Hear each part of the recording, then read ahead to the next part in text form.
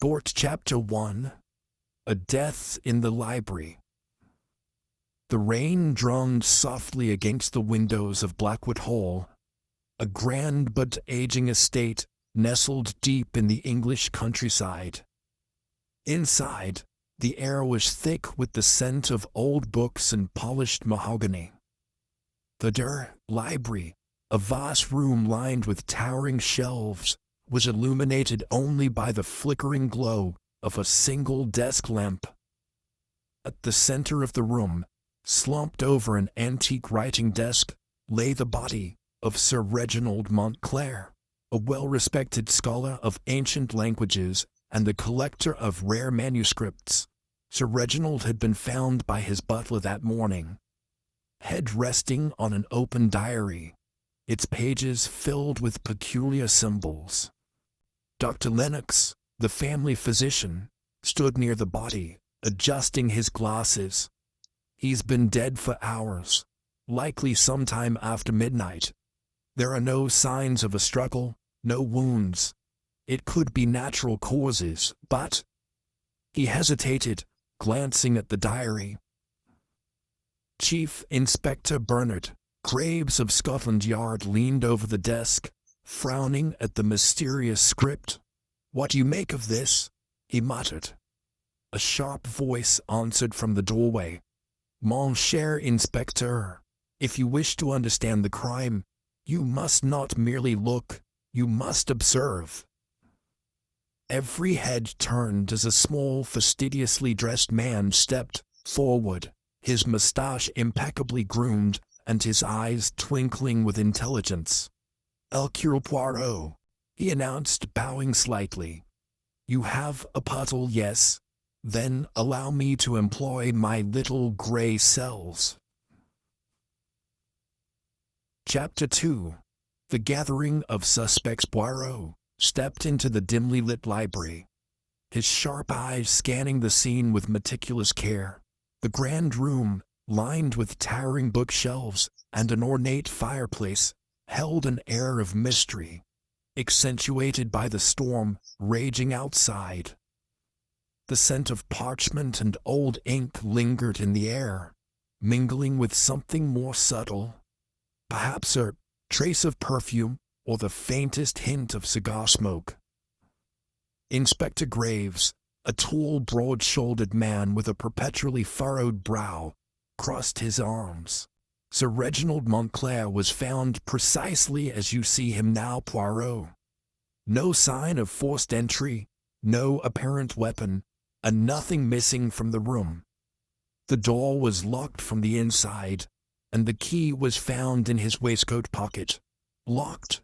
Room mystery, hey?" muttered Dr. Lennox, still studying the corpse. "And that diary. Strange, isn't it?" Poirot moved forward, gently brushing a gloved finger over the open pages of the diary. The symbols were unlike any he had seen before, an intricate web of strange markings, as though Sir Reginald had been recording a secret only he could decipher. He turned to the butler, a tall, gaunt man in a neatly pressed uniform. "Monsieur Cartwright, you discovered the body, n'est-ce pas?" The butler inclined his head stiffly.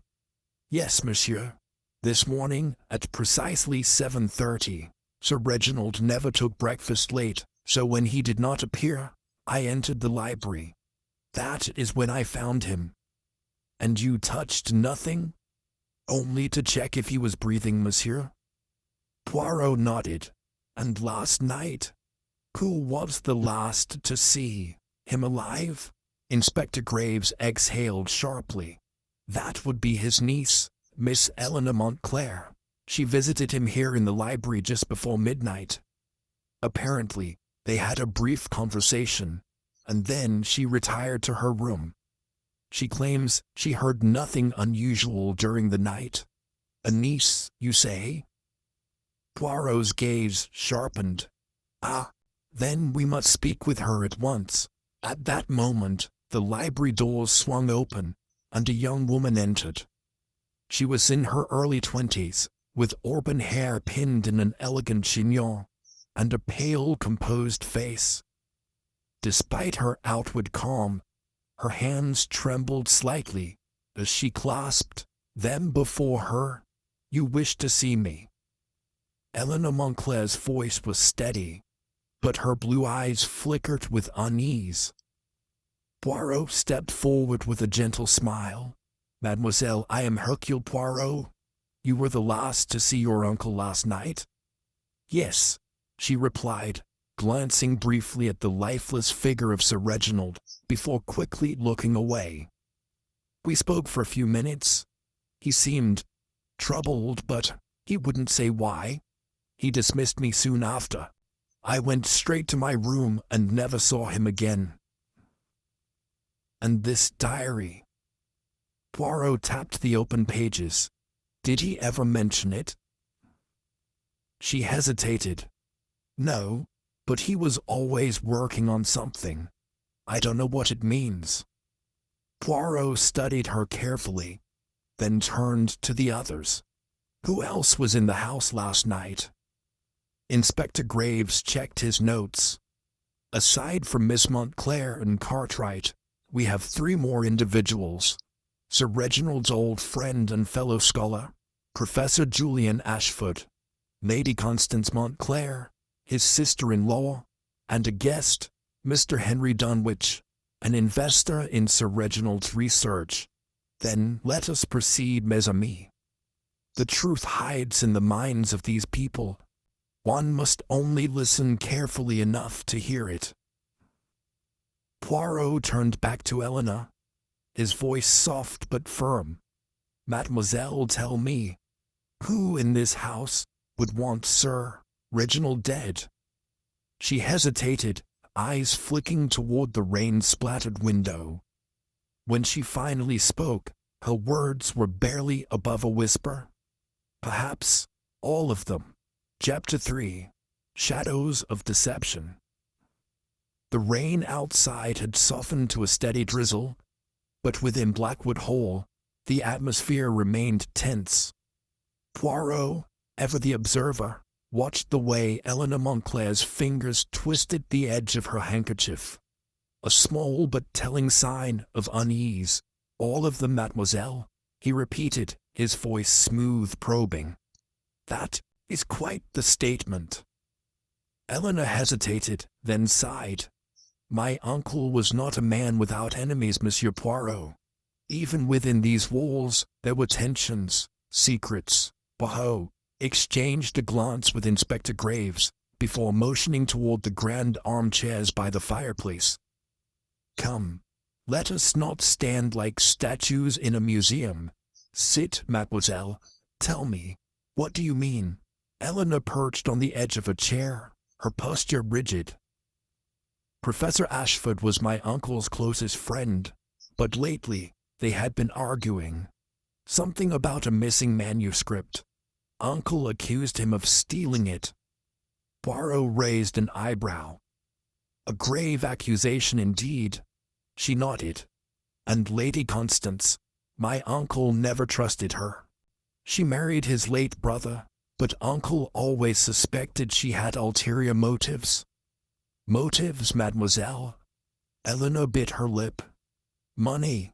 My uncle controlled the Montclair fortune. Lady Constance, she resented that." "And what of Mr. Dunwich?" Poirot tapped his fingers on the armrest, eyes unblinking. "He was an investor in my uncle's research, but I overheard them arguing last week. Uncle accused him of being dishonest, of trying to manipulate him." Poirot sat back, steepling his fingers. "Intriguing. And yet, we must be precise. A motive alone does not make a murderer." He turned to Inspector Graves. "Let us speak to these individuals one by one." Graves nodded and motioned to an officer outside the library. "Send in Professor Ashford." A moment later, a tall, thin man in his late 60s entered. He had an air of intellectual superiority, of intellectual superiority, his graying hair unkempt, and his spectacles perched at the tip of his nose. He regarded Poirot with barely concealed irritation. "Professor Ashford," Poirot greeted him warmly. "You and Sir Reginald were long-time colleagues, no?" "We were," Ashford said stiffly, "until recently." "You speak of the missing manuscript?" The professor stiffened. "He had no right to accuse me. I dedicated years to our research, and then, out of nowhere, he began treating me as if I were a common thief." Poirot leaned forward slightly. "And where were you last night, mon cher professeur?" "In my room, asleep. I retired around 11. If you must know, I was nursing a headache from the dreadful weather." Poirot studied him for a moment before nodding. "Merci, monsieur. You may go for now." As Ashford left, Lady Constance entered. She was an elegant woman in her 50s, her jewelry understated but expensive. She looked at Poirot with mild disdain. "Lady Constance." Poirot greeted her. "Tell me, what was your relationship with Sir Reginald?" She sighed, as if the subject bored her. "Strained. He never approved of me, you know. Thought I was after the family fortune." "Were you?" Poirot asked bluntly. She let out a soft laugh. "What a question! I have my own means, Monsieur Poirot. I had no need to steal from him, let alone kill him." Poirot tilted his head. "And yet, if Sir Reginald controlled the Montclair estate, would his death not be convenient for you?" Her smile faltered for just a moment. "I wouldn't call it convenient. Unfortunate, perhaps, and as for last night, I was in my room reading." "Alone, of course," she said smoothly. Poirot nodded. "Merci, madame." The final suspect, Henry Dunwich, was a stark contrast to the others. A burly man in his 40s, dressed in an expensive but ill-fitted suit. He walked with the confidence of a businessman who believed himself untouchable. "Mr. Dunwich," Poirot greeted him. "You were in business with Sir Reginald." "That's right," Dunwich said gruffly, crossing his arms. "He had some ideas, things I could help fund. It was a good arrangement." "And yet," you argued. Dunwich's jaw tightened. "Look, I don't know what he told you, but I never did anything shady. He just got paranoid in his old age. And last night, I was in the study, smoking. Ask the butler, he'll confirm it." Poirot nodded slowly. I shall." As Dunwich left, Poirot turned back to Graves. "Mon ami, what do you think?" Graves exhaled. "All have motives, none have solid alibis." Poirot smiled faintly. "Exactly, mon cher. Which means the truth must lie in what they are not saying." Turned back to the desk, his eyes falling once more on the coded diary. "The key," he murmured, "is in these pages." Chapter 3. The First False Lead. The heavy air of Blackwood Hall hung over Poirot like a curtain of deceit, thick with unspoken truths. The coded diary sat on the desk before him, its cryptic markings mocking the detective's keen mind. Inspector Graves, standing with arms crossed, watched as Poirot traced a finger along its pages. "I don't like codes, Poirot," Graves muttered. "Too many riddles, too much room for trickery." Poirot smiled faintly. But mon ami, the trickery is the delight. It is not the puzzle itself, but the mind behind it that fascinates Poirot." Before Poirot could delve deeper into the diary's strange symbols, A sharp knock echoed from the doorway. A constable entered, hat in hand. "Sir, the butler, Mr. Hargreaves, wishes to speak with you." Poirot's interest piqued.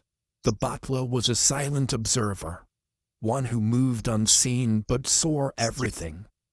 "Ah, Monsieur Hargreaves, by all means let him in." The butler, an older man with a solemn expression, stepped inside and bowed slightly. "Monsieur Poirot, Inspector, I must speak plainly. It concerns Lady Constance." Graves exchanged a glance with Poirot before nodding. "Go on." Hargreaves clasped his hands. "I overheard something last night, sir. A conversation between Lady Constance and Professor Ashford. They were arguing in the drawing-room shortly before midnight." Poirot's eyes gleamed with interest. "Arguing about what, mon ami?" "I could not hear every word, sir, but there was mention of money." "And the will? The will?" Graves straightened. "Sir Reginald's will?" "Yes, Inspector." The butler hesitated. Lady Constance seemed quite distressed. "I heard her say, 'You promised me, Ashford. You promised.'" Poirot's fingers steepled in thought. A promise? About the will? What secret arrangement lay between Lady Constance and the Professor? Before Poirot could press further, another commotion sounded in the hallway. A maid rushed in, breathless. "Sirs, there's been another incident." Poirot and Graves rose simultaneously. "Where?" Graves demanded. "The study, sir." Poirot wasted no time. Moving swiftly, he followed the maid down the dim corridors of Blackwood Hall, Graves at his side. As they entered the study, the sight before them was chilling. Professor Ashford lay slumped over the desk, his face frozen in an expression of horror. A small vial of dark liquid rested beside his hand. "Poison," Graves muttered, stepping closer. "Looks like suicide." Poirot, however, was not so convinced.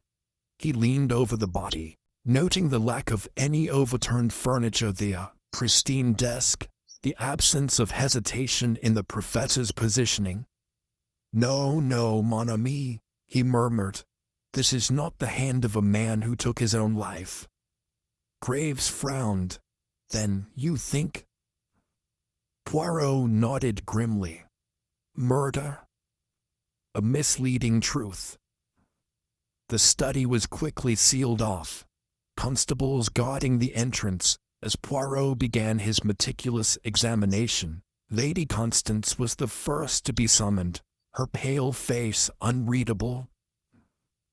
"My dear lady," Poirot began gently, "the butler overheard you in conversation with Professor Ashford last night. You mentioned a promise about the will." Lady Constance stiffened. "That is none of your concern, Monsieur Poirot." "Ah, but you see, now it is of great concern. The Professor is dead." She inhaled sharply, her lips pressing together. Poirot watched, his gaze unrelenting. I did speak with him," she admitted at last. "Reginald had made a new will. Ashford, he knew about it." "And this new will, what did it say?" She hesitated. "I do not know." Poirot shook his head. "No, madam, that is not the truth." Her hands clenched at her sides. "Fine, I do know. The new will cut me out entirely. I was to inherit nothing." Graves let out a low whistle. "And now Sir Reginald is dead, before that will could be executed." Lady Constance's eyes flashed. "You think I did this? That I killed my husband's brother?" Poirot raised a hand. "Patience, madam. No accusations have been made." He tapped his temple. "The little grey cells, they must work first." Lady Constance exhaled sharply, but said nothing. Poirot nodded toward the door.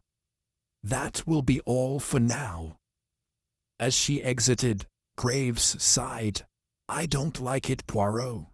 First the old man, now Ashford.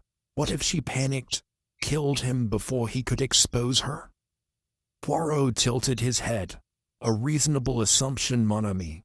And yet, what if we are meant to assume it?" A second glance at the coded diary back in the library. Poirot returned to the mysterious diary. If Ashford had been silenced, it meant someone feared what he knew. And if Sir Reginald had hidden something, surely the answers lay within his notes. Running his fingers over the pages, Poirot's keen eyes detected a pattern. The symbols were not random. No, they followed a structure, a cipher. Poirot's mind worked rapidly. He needed a key, a reference point. Then it struck him. Sir Reginald's passion, ancient languages. With a knowing smile, Poirot flipped through until he found a familiar arrangement of symbols. He hurried to the bookshelf, pulling a worn tome on Egyptian hieroglyphics. "Of course," he murmured, cross-referencing.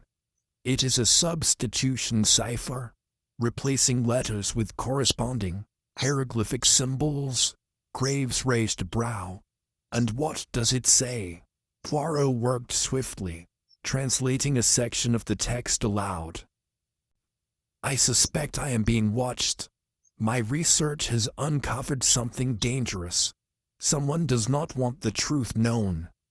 If anything happens to me, the answer lies within the tomb of Camorset. The diary will be my safeguard." Poirot's expression darkened. This was not just about money, mon ami. It was about knowledge. Sir Reginald knew something that cost him his life. Graves exhaled, and Ashford too. Poirot nodded solemnly. "We are dealing with a murderer who does not kill out of passion, but out of necessity. A calculating mind hiding in the shadows." His gaze fell upon the final pages of the diary, yet to be deciphered. "But no matter how deep the deception," Poirot murmured, "the truth will always rise." Chapter 4. The Psychological Game. The weight of two deaths pressed down on Blackwood Hall, like a storm cloud about to burst. The air crackled with silent accusations, suspicions lurking in every shadowed corner. Poirot knew the murderer was among them, moving unseen, manipulating the narrative to their advantage. But the truth, the truth could never be hidden, forever. Standing in the dimly lit library, Poirot placed his fingertips together, his mind whirring like the gears of an intricate clock. The coded diary had offered a tantalizing lead. The reference to the tomb of Camorset suggested that Sir Reginald had uncovered something of great importance before his death. But the question remained, who had killed him? And more pressingly, why had Ashford been silenced? Inspector Graves paced near the fireplace, his heavy boots echoing on the wooden floor. "So what now, Poirot? We've got a dead scholar, a dead professor, and a widow who stood to lose everything. If you ask me, this is open and shut." Poirot shook his head. "Non, mon ami. To assume is to be misled. Lady Constance had a motive, yes, but one does not convict on motive alone." He turned back to the diary, running his fingers over the delicate pages. "The answer, it lies within the psychology of the crime. To understand the murderer, we must understand their fears, their pressures, their motives beyond the surface." Graves frowned. "And how do you suggest we do that?" Poirot's eyes gleamed. "We force them to reveal themselves." Steve, of nerves, Poirot summoned all the primary suspects to the drawing room. Lady Constance sat stiffly in her chair, her fingers gripping the edge of her gown. Professor Ashford's assistant, a nervous young man named Edgar Wilkes, stood near the fireplace, avoiding eye contact. The butler, Mr. Hargreaves, loomed in the background with his usual air of silent observation. Poirot took his time, watching each of them carefully before speaking. "Mes amis," he began, his voice smooth yet sharp, "we have reached a most delicate stage in our investigation. 2 men are dead. One was an esteemed archaeologist, the other a learned professor." He paused, allowing his words to settle. "And I believe, no, I know, that one of you is responsible." A murmur rippled through the room. Lady Constance's lips pressed together, while Edgar Wilkes shifted uncomfortably. Poirot continued, pacing slowly. "The murderer? Ah, they are clever. They believe they have covered their tracks well. But you see, the truth has a way of revealing itself when pressure is applied." He turned suddenly, his gaze landing on Lady Constance. "Madam, you spoke of a promise between you and Ashford. What exactly was that promise?" Her hands trembled slightly. I told you. He was helping me understand the details of Reginald's will."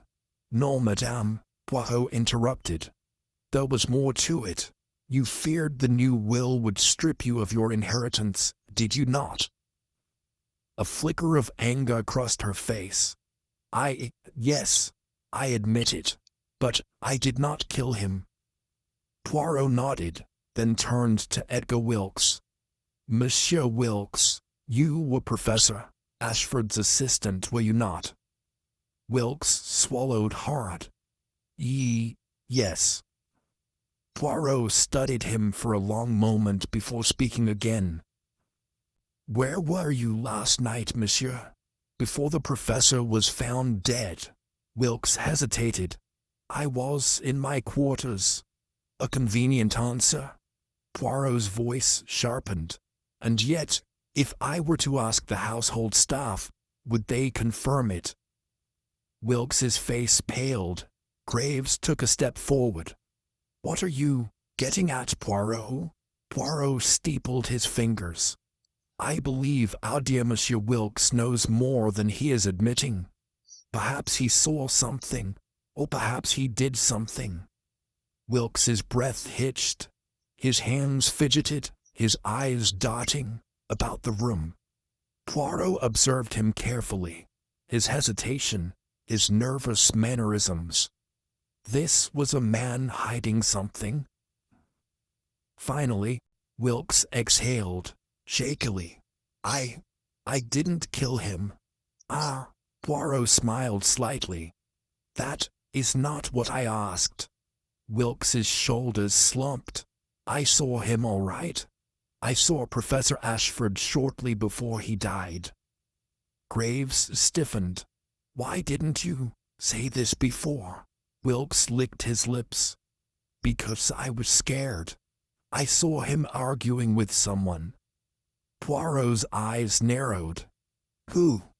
Wilkes hesitated before whispering. "Mr. Hargreaves."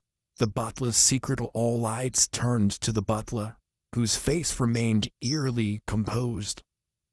Poirot tilted his head. "Monsieur Hargreaves, what do you say to this?" Hargreaves adjusted his gloves. "If I am to be accused, then I expect proof." Poirot smiled. "Ah, but of course, mon ami, and I shall give it to you." He stepped forward. "Professor Ashford was poisoned, yes?" He gestured toward the silver tray on which he drank from was untouched. No bitter taste to suggest the presence of a foreign substance. He turned back to the butler. "Tell me, monsieur, who was the last person to serve the professor before his death?" Silence. Poirot's voice softened. "It was you, was it not?" Hargreaves exhaled slowly. "You have no evidence." Poirot's expression didn't waver. "Ah, but I do. You see, mon ami, you made one crucial mistake. When I examined the study, I noticed a peculiar scent. Faint, but distinct." He gestured toward the tray. "The poison was not in the tea. It was in the silverware." The professor touched it, and through his skin, the poison took effect. A slow, eerie smile spread across Poirot's face. A most subtle method, one that required precision. A method that only someone with experience in handling silverware and household affairs would know. Hargreaves remained eerily still. Poirot took another step. "And do you know what else I found? A single fingerprint on the inside of the professor's teacup. Faint but present. I had it compared with the household records. And guess who it belongs to?" The butler's mask finally cracked. Poirot's voice dropped to a near whisper. "You, monsieur."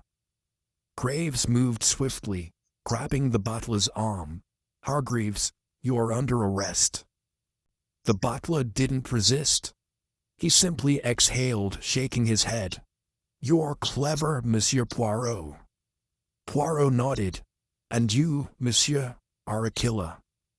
As Graves led him away, Poirot turned back to the others.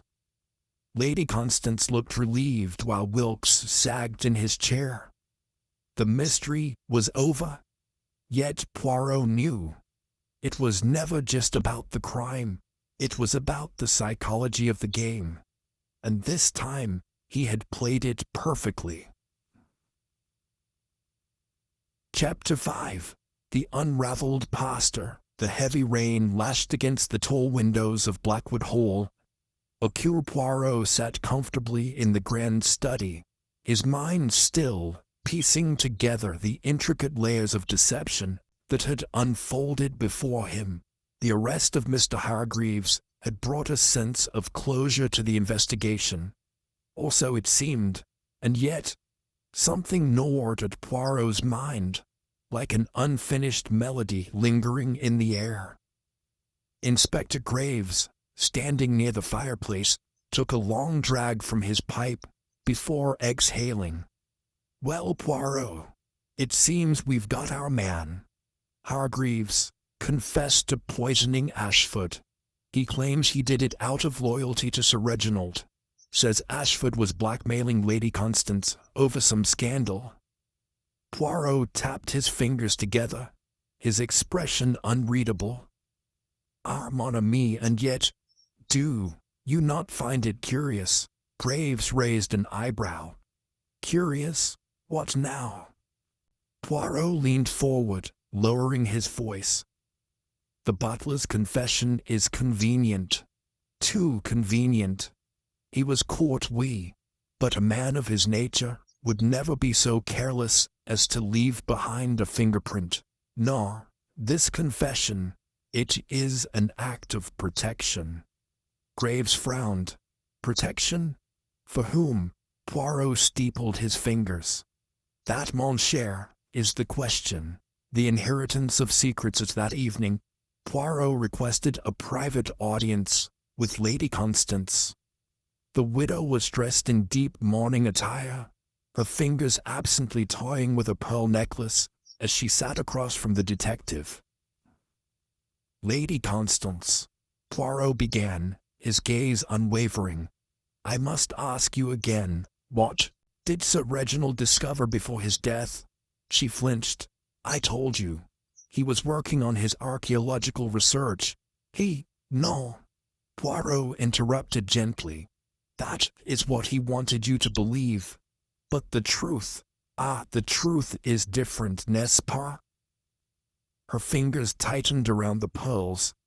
I don't know what you mean. Poirot sighed. Madame, your husband was not merely investigating the tomb of Gamewasset. He was investigating his own past. Her eyes widened. What? Poirot leaned forward. Tell me, did Sir Reginald ever mention the name Eleanor Blackwood? Lady Constance stiffened. The color drained from her face. That name, she whispered. Where did you hear it? Poirot's voice was soft but firm. Your husband wrote it in his coded diary, alongside references to a hidden past. I believe Eleanor Blackwood was connected to a great scandal, one that your husband was trying to keep buried. She swallowed hard, her hands trembling. Eleanor Blackwood was his mother? Graves, who had been listening from the corner of the room, looked up sharply. His mother? What's so scandalous about that? Lady Constance exhaled shakily. Because she was not his real mother? Poirot nodded. Exactement.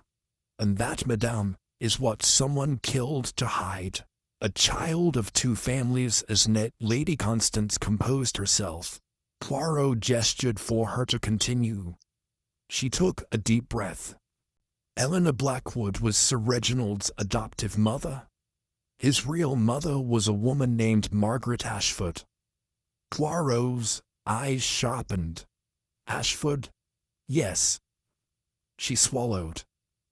She was the sister of Professor Ashford. Graves swore under his breath. Are you telling me Sir Reginald and Ashford were blood relatives? Lady Constance nodded. Brothers, in a way. But it was never acknowledged. Margaret Ashford had an affair with a nobleman, Reginald's true father. But instead of marrying her, he arranged for the child to be raised by the wealthy Blackwood family. Poirot sighed. And Sir Reginald discovered this truth shortly before his death. Lady Constance nodded. He wanted to amend his will, to leave part of his inheritance to the Ashford family. But he never got the chance. Poirot tapped his chin. And then Professor Ashford discovered the same truth. Graves muttered, and that's when someone decided he needed to be silenced. A murderer among them. Poirot stood abruptly. There is only one person who had a reason to silence Ashford after Reginald's death. Graves looked at him. Who? Poirot's expression was grim. The true heir of Blackwood Hall. Silence filled the room. Poirot turned to Lady Constance. Madame, you did not know of this inheritance until recently. It was not you. She let out a breath of relief. Poirot turned next to Wilkes. Monsieur Wilkes, you were close to Ashford. But you are a man of academia, not murder. Wilkes nodded quickly. I would never. Poirot raised a hand, silencing him. Finally, he turned towards the grand mirror in the study. Slowly, he walked forward until his gaze met the reflection of the figure standing behind him. Is that not correct, Miss Beatrice Ashford? A collective gasp echoed through the room. Beatrice, Professor Ashford's niece, had been silent all evening, her hands neatly folded in her lap. Now, however, a strange smile played on her lips. You always were sharp, Monsieur Poirot. Graves took a step forward. Miss Ashford, are you admitting to... She let out a soft laugh. I only did what was necessary. Poirot's voice was gentle. You killed your own uncle? She nodded, unrepentant. He was going to steal what was rightfully mine. What was rightfully mine? Do you have any idea what it was like, growing up knowing I was nothing? The Ashfords were always second class compared to the Blackwoods, but when my uncle found out the truth, suddenly I was the heir. Poirot's voice darkened. And you could not allow him to share the inheritance? Beatrice's eyes gleamed. Of course not. Graves clenched his fists. You murdered him for money? She tilted her head. For power? Poirot sighed. And Hargreaves, he confessed to protect you, did he not? Beatrice smirked. Of course, he was loyal to the Blackwoods until the end. But he knew nothing of my uncle's murder. That was all me. She leaned back in her chair. Well, Monsieur Poirot, what now? Poirot gave her a sad smile. Now, Miss Ashford, justice shall be done. Graves stepped forward. Beatrice Ashford, you're under arrest for the murder of Professor Ashford and conspiracy in the death of Sir Reginald Blackwood. Beatrice simply smiled. As she was led away, Poirot exhaled deeply, his eyes drifting to the rain outside. Another case closed. Another truth unraveled, and yet the darkness of human ambition remained ever the same. Chapter 6. The Shadows of the Past. The rain had subsided by the time Beatrice Ashford was taken into custody. The oppressive storm that had loomed over Blackwood Hall had finally relented, leaving behind a sky of shifting gray clouds.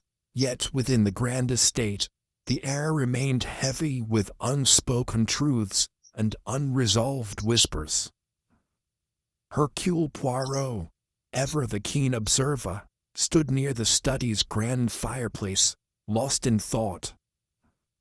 The mystery had seemingly reached its conclusion. Beatrice had confessed, and Inspector Graves was satisfied. Yet something still felt unfinished. Lady Constance, sitting in the high-backed chair near the window, sighed deeply. It is finally over, isn't it? Poirot turned to her, his sharp eyes betraying his uncertainty. Ah, madame, one might say so. And yet, I wonder. Graves, now seated near Poirot, looked up from his notes. What now, Poirot? We've got our killer. Poirot stroked his mustache. But have we truly uncovered all there is to know? Graves frowned. She confessed, Poirot. She admitted to killing Ashford to protect her claim to Blackwood Hall. Poirot nodded. Indeed. But let us consider, was Ashford truly the last obstacle standing in her way? Lady Constance paled slightly. You think there is more? Poirot steepled his fingers. Consider this, madam. If Beatrice Ashford was indeed the rightful heir, then why was Sir Reginald murdered first? Why was Ashford targeted after? Beatrice grunted. Reginald was planning to amend his will. Beatrice couldn't take the risk. Poirot sighed. And yet, she did not kill Reginald. A deep silence filled the room. Lady Constance's breath hitched. You mean? Poirot nodded. Someone else struck the first blow. And that, mon ami, is the shadow that still haunts this case. Legacy of lies. Later that evening, Poirot retreated to the library. Blackwood Hall was a fortress of secrets, its very foundations steeped in the mysteries of its past.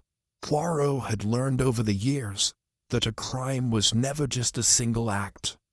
It was a thread woven into a much greater tapestry. He ran his fingers over the spines of the ancient books, tracing the gilded letters that bore the Blackwood name. Somewhere in these records lay the truth. Sir Reginald's research, Poirot murmured.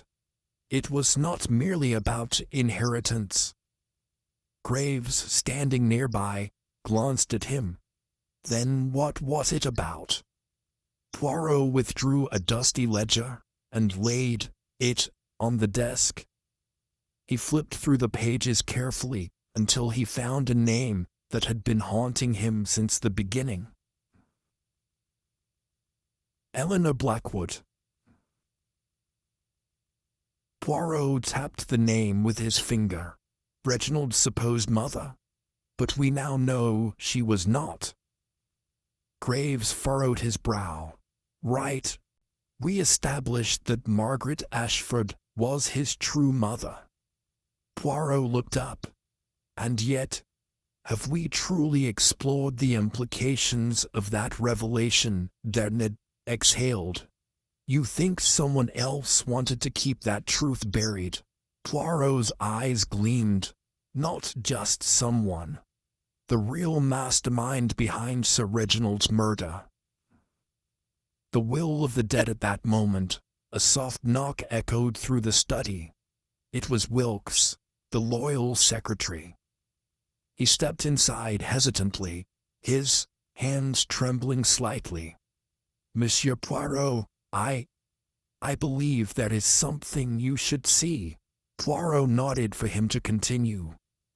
Wilkes produced a stack of documents and placed them on the desk. These are Sir Reginald's original will and testament. Graves leaned in. We've already reviewed the will, Wilkes. What's different? Wilkes swallowed. This version was never signed. Poirot's eyebrows rose. Intriguing. Tell me, what does it say? Wilkes hesitated. It does not name Lady Constance, nor Beatrice, as the primary heir. Lady Constance, who had entered, quietly gasped. Then who? Wilkes's voice was almost a whisper. Sir Reginald intended to leave everything to his true bloodline, to a woman named Margaret Ashford. The room fell into stunned silence. Lady Constance clutched the back of the chair. Margaret Ashford, but she is dead. Wilkes nodded grimly. Yes, but her legal heir is very much alive. Poirot straightened. And that heir is? Wilkes met his gaze. Miss Eleanor Ashford. Graves shot up. Beatrice's cousin? Poirot inhaled sharply. Mon Dieu! Graves clenched his fists. If this document had been finalized, Eleanor would have inherited everything, not Beatrice. Lady Constance whispered, then Beatrice isn't the only one with motive. Poirot nodded. Indeed, and that is the missing piece. A killer in the dark house. The clock struck midnight. Poirot, Graves, and Wilkes gathered in the drawing room. They had summoned Eleanor Ashford, under the pretense of discussing Beatrice's confession. When Eleanor arrived, she appeared composed, but Poirot noted the stiffness in her shoulders, the way her fingers clenched the folds of her dress. Miss Ashford, Poirot said, his voice smooth, we must speak candidly. It has come to our attention that Sir Reginald's final will named you as the rightful heir. Eleanor's expression flickered. I don't know what you mean. Graves narrowed his eyes. Don't play coy, Miss Ashford. The original will was never signed, but if it had been, you would have inherited Blackwood Hall. Eleanor swallowed hard. That doesn't mean anything. Sir Reginald never changed the will officially. Poirot tilted his head. No, because he died before he could. Silence. Poirot stepped closer, his voice a whisper. Tell me, Miss Ashford, where were you on the night of Sir Reginald's murder? I was at home. Poirot shook his head. No, that is not true. We have reason to believe you are here at Blackwood Hall. Eleanor's eyes darted around the room. That's absurd. Poirot sighed. Ah, mademoiselle, you misunderstand me. I do not wish to accuse lightly. But there is one thing I must know. He paused, his next words landing like a blow. Shh, dear, you poisoned Sir Reginald Blackwood. Eleanor's face drained of color. Graves stepped forward. Answer him. For a long moment, Eleanor said nothing. Then, in a quiet, broken voice, she whispered, I had no choice. Lady Constance gasped. Wilkes took a step back. Poirot simply nodded. Tell me, mademoiselle. Eleanor exhaled shakily. He was going to sign the will the next morning. He had already told me. But I knew Beatrice would never let it happen. She would contest it, she would fight, and She clenched her fists. I deserved this inheritance. It was my birthright, not Beatrice's, not Constance's. Graves growled. So you poisoned him? Eleanor looked down. Yes. Poirot sighed. And then, when Professor Ashford started looking into the past, Beatrice killed him to cover her own tracks. Eleanor gave a bitter laugh. It's almost poetic, isn't it? We each tried to erase our obstacles. In the end, we doomed ourselves. Poirot's eyes softened. Murder is never the path, mademoiselle. Eleanor straightened, her composure returning. I suppose it doesn't matter anymore. Graves stepped forward. Eleanor Ashford, you're under arrest for the murder of Sir Reginald Blackwood. She did not resist as the handcuffs clicked into place. As she was led away, Poirot turned back to Lady Constance. The past always catches up with us, madame, no matter how deep we bury it. And with that, the final shadow over Blackwood Hall was lifted. Chapter 7. The Final Curtain. The morning mist curled around Blackwood Hall like a shroud, clinging to the grand estate's towering spires and shadowy corners. With Eleanor Ashford in custody, and Beatrice Ashford already behind bars, one would think that the dark cloud of murder had finally passed. But Hercule Poirot was not a man to leave any stone unturned. Something still lingered. Something unsaid. Something unfinished. He stirred in the grand drawing room, his polished shoes gliding over the ancient Persian rug. Lady Constance, weary and drained from the recent revelations, sat in her chair by the fireplace. Inspector Graves was beside him, flipping through his notes with a furrowed brow. 2 murderers, Graves muttered, shaking his head. Eleanor killed Reginald, Beatrice killed Ashford, both to protect their claim to Blackwood Hall. A fitting tragedy.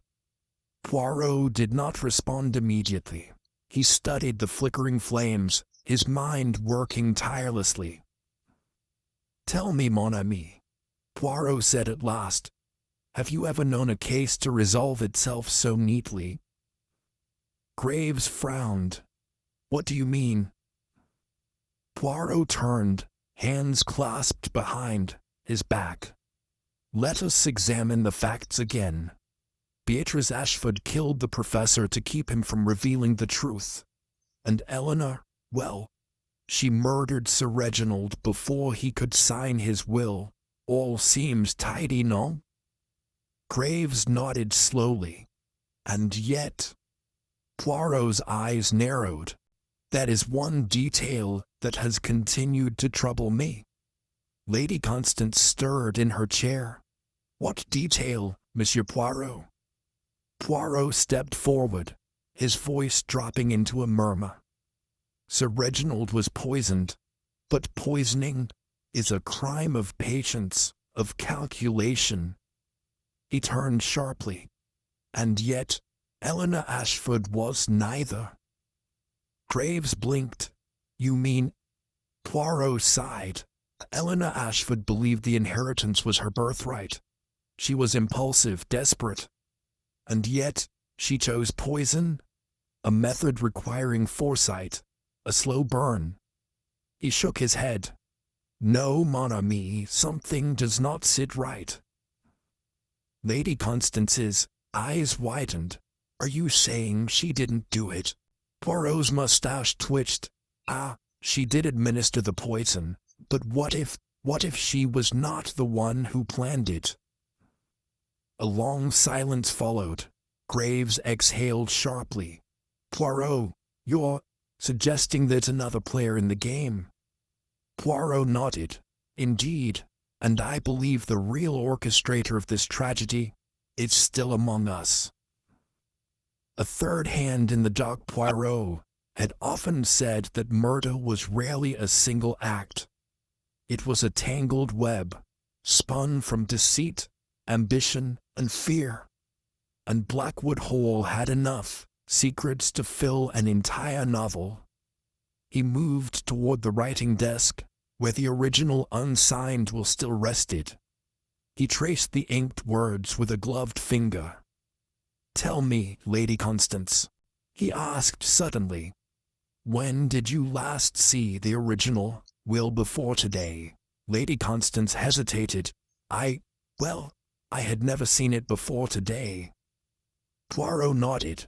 And yet, Wilkes found it so conveniently in Sir Reginald's study. Graves straightened. You think Wilkes? Poirot held up a hand. No, my dear Inspector. Wilkes is but a faithful servant, and I do not believe he played any hand in the murder. His gaze darkened. But someone else did. He turned sharply toward Lady Constance. Madam, tell me, where were you on the night of Sir Reginald's death? A startled gasp escaped her lips. Surely, you don't mean to... Poirot's expression was unreadable. Lady Constance, please, she swallowed. I was in my chambers. Poirot tilted his head. All night, she nodded, but her fingers tightened against the armrest of her chair. A telltale sign of unease. Poirot saw it. Graves leaned forward. Poirot, are you saying Lady Constance had something to do with this? Poirot's voice was gentle but firm. I am saying, my dear lady, that there is more to this tale than we know, and I believe you hold the missing piece. Lady Constance's throat bobbed as she swallowed hard. I had nothing to do with Reginald's death. You cannot seriously believe Poirot's voice softened. No, madame. I do not believe you murdered Sir Reginald. Relief flashed in her eyes. Poirot let the silence stretch. Then softly he added, but I believe you knew he would die. Lady Constance's breath hitched. The mistress of the game. I don't know what you mean, she whispered. Poirot studied her. Ah, madame, you have been the perfect widow, have you not? The grieving lady, the one caught between warring heirs. And yet... His voice dropped. And yet you have remained untouched by scandal, by accusation. Graves inhaled sharply. Poirot. Poirot turned toward the inspector. Regardez, mon ami. Sir Reginald was poisoned before he could sign the will. Eleanor Ashford administered the poison, but who had the true foresight to plan it? Lady Constance shot up from her chair. You're mad. Shot up from her chair. You're mad. Poirot did not flinch. No, madame, I am simply thorough. He stepped closer. You knew, did you not, that Sir Reginald intended to rewrite his will, that Eleanor would stop at nothing to secure her claim. Lady Constance trembled. I didn't. Poirot's voice was like steel. You orchestrated it. You planted the seed of murder into Eleanor's desperate mind. You let her believe the only way to secure her birthright was to act first. Lady Constance's lips parted in a silent denial. Poirot continued, relentless now. You allowed Eleanor to do the deed. And then, when she was arrested, when Beatrice killed to cover her own sins, you simply waited. Graves swore under his breath. She let them destroy each other. Poirot nodded.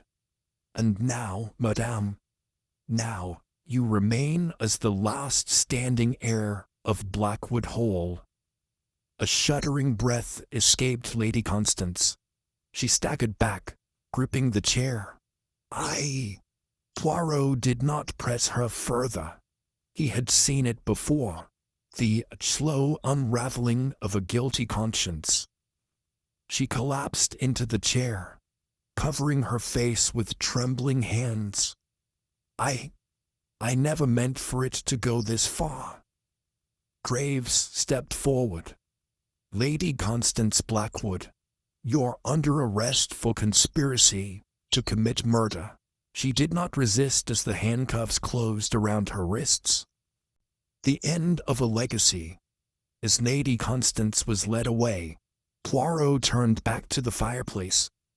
The flames flickered, casting long shadows against the walls. Graves let out a long sigh. Good God, Poirot, you were right, she played them all. Poirot nodded. A quiet hand can sometimes be deadlier than the dagger, mon ami. Graves shook his head. Blackwood Hall will be remembered for this. Poirot smiled faintly. Perhaps, but the shadows are lifted at last, and with that, Hercule Poirot turned away from the embers, stepping into the crisp morning light. The case was closed. Chapter 8. The Aftermath of Blackwood Hall. The morning air was crisp as Hercule Poirot and Inspector Graves stood outside the Grand Blackwood Hall, watching the carriage carrying Lady Constance disappear down the winding road. The ancient estate, once filled with whispers of greed, betrayal, and murder, now stood eerily silent. It was as though the ghosts of the past had finally been exorcised. Graves exhaled, shaking his head. It's over. Poirot smoothed his gloves and gave a small nod. Oui, mon ami. The case is solved, but the repercussions will linger. Inside, the drawing room was now emptied of its players. No more arguments, no more deceit, just an overwhelming stillness.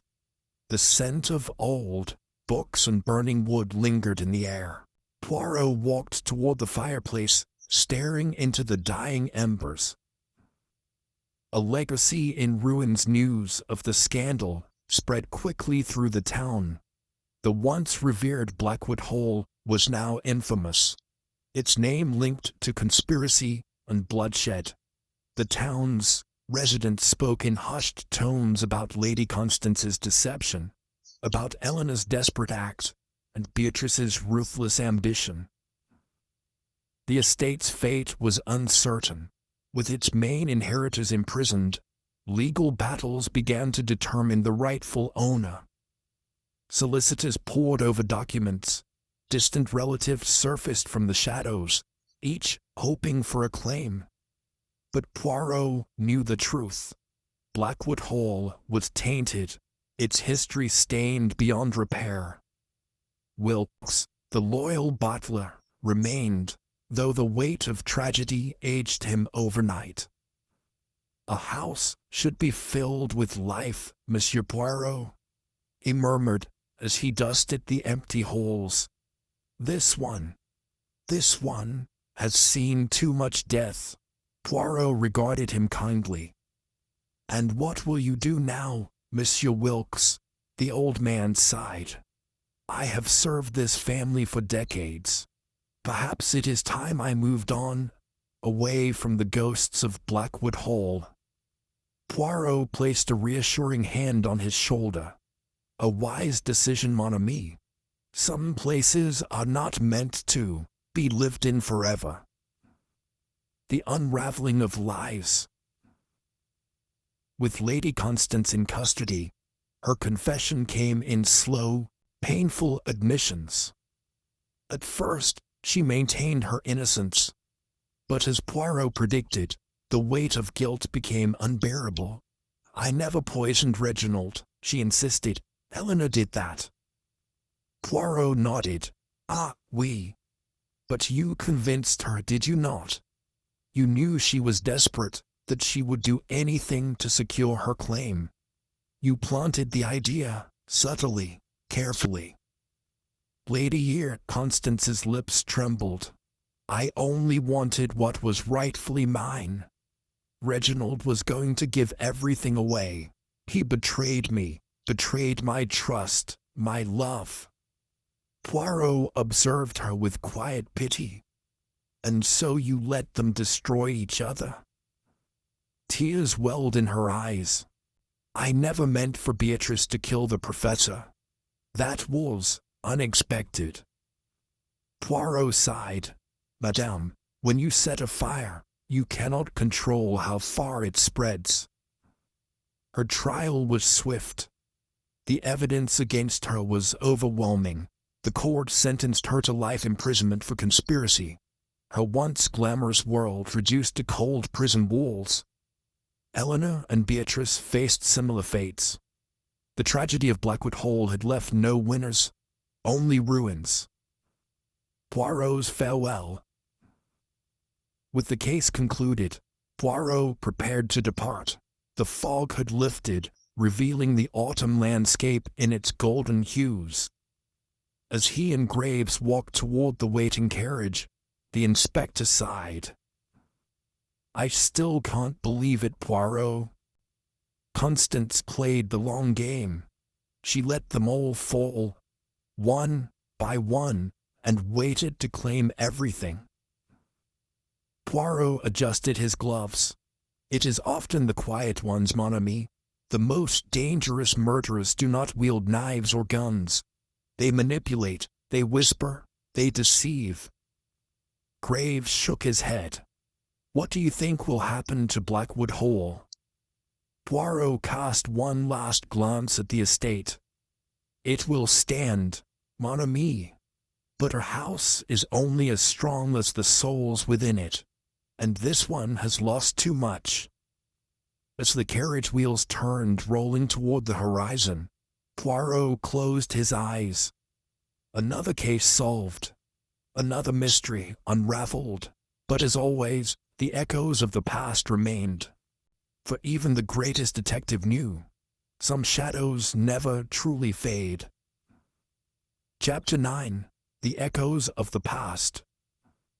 The morning mist hung thick over Blackwood Hall, curling around its stone walls, like the lingering whispers of long-buried secrets. Though the case was solved, the weight of its revelations still loomed over Hercule Poirot as he sat in his rented suite at the White Swan Inn. The fire in the hearth crackled softly, casting flickering shadows against the walls. Poirot sat at his writing desk, his little grey cell still at work, pondering the ramifications of the case. He had no doubt that justice had been served, but justice, he knew, did not always bring peace. A knock at the door interrupted his thoughts. "Enter," he called. The door opened to reveal Inspector Graves, his expression weary but resolute. He removed his hat and placed it on the small side table, before settling into the chair opposite Poirot. "You look troubled, mon ami," Poirot observed. Graves exhaled sharply. "It's not the case, Poirot. It's what happens now. Blackwood Hall is empty, its masters either imprisoned or dead. The solicitors are fighting over who has the rightful claim, but the place is a cursed ruin in the eyes of the townsfolk. Poirot nodded. Indeed, a house such as that, filled with treachery and murder, does not easily find new life. Graves leaned forward. Do you ever wonder if we truly solve things, Poirot? We find the murderer, bring them to justice, but what of the wounds left behind? Do they ever truly heal? Poirot steepled his fingers. Ah, mon ami, you ask a question as old as time. Does the truth heal, or does it wound? Perhaps both. The people of this town will move on, as people always do.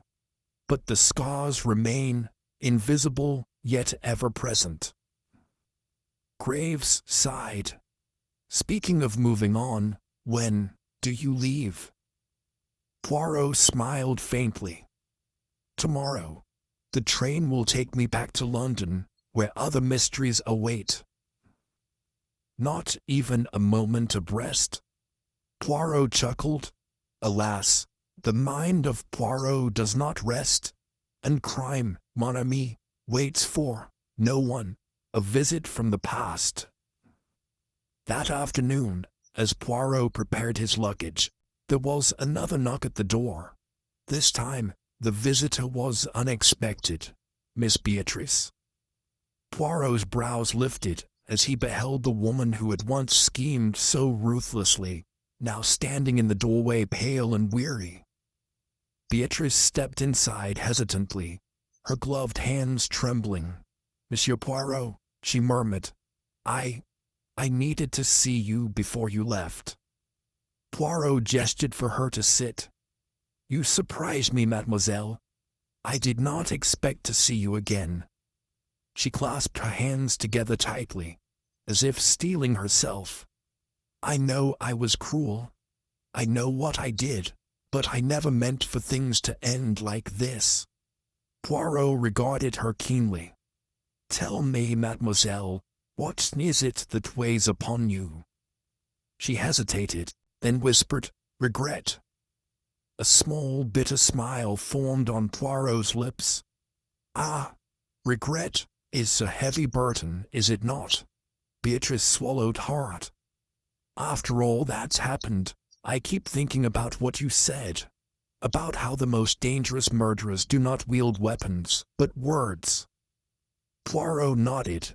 Indeed, and what have you concluded, mademoiselle? Tears welled in her eyes. That I was just as much a pawn in this game as anyone else. Lady Constance played us all, and I let myself be used. Poirot studied her in silence for a moment before speaking. And yet, mademoiselle, you are here, seeking what? Absolution? Forgiveness? Beatrice looked away. Perhaps just an understanding. You're the only one who truly saw what happened. You knew us all better than we knew ourselves. Poirot leaned forward. Tell me, mademoiselle, what will you do now? She exhaled, as if releasing a great weight. Leave, start over. I cannot stay here, not after everything. Poirot gave a slow nod. A wise choice. Some places hold too much darkness. She rose to leave, pausing at the doorway. Will you ever come back here, Monsieur Poirot? Poirot smiled faintly. Non, mademoiselle. The case is solved, and Hercule Poirot does not linger in the past. She gave a small, sad smile. Neither will I. And with that, she was gone. A final walk through Blackwood Hall. Before departing the town, Poirot made one last visit to Blackwood Hall. The grand estate stood empty now, its gates slightly ajar, the wind whispering through the trees that lined the long driveway. As he stepped inside, the silence was profound.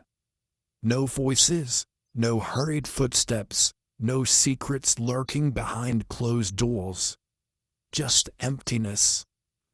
He moved through the rooms, remembering each face, each lie, each revelation. The house itself seemed to sigh under the weight of its history. Stopping in the drawing room, he gazed at the fireplace, where so many confessions had been made, where the threads of the mystery had finally unraveled. Poirot ran a gloved hand over the mantelpiece, then turned to leave. Some places he knew were meant to be left behind. Departure. The train whistle blew as Poirot stepped onto the platform, his suitcase in hand. Inspector Graves stood beside him, hands in his pockets. "Well, Poirot, another mystery solved." Poirot chuckled. "Oui, mon ami. But I suspect there will always be another." The train doors opened, and Poirot turned to shake Graves' hand. "Until next time, mon ami." Graves nodded. "Take care, Poirot." As the train began to move, Poirot settled into his seat, gazing out the window. The town faded into the distance, along with its ghosts, its secrets, and the echoes of its past. And as always, Poirot moved forward, toward the next mystery waiting to be solved. Chapter 10. The Curtain Falls. The London train pulled away from the countryside, carrying Hercule Poirot back to the heart of civilization. The landscape blurred past his window, a fleeting montage of fields, villages, and distant spires, each whispering of lives untouched by the dark deeds of Blackwood Hall. Poirot sat back in his seat, folding his hands neatly over his lap. Eve, mind, ever restless, replayed the events of the case, seeking finality.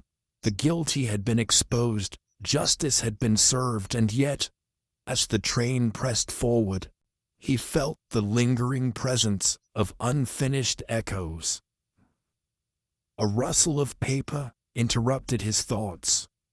Across from him, a well-dressed gentleman with a neatly groomed mustache folded his newspaper and cleared his throat. "Excuse me, sir," the man said, adjusting his spectacles. "Might you be the famous Monsieur Poirot?" Poirot lifted an eyebrow. "Oui, monsieur. You have the advantage of me, I think." The man smiled. "James Asquith, editor of the London Observer. I've written about some of your cases, though I admit most of what we publish comes second-hand from Scotland Yard."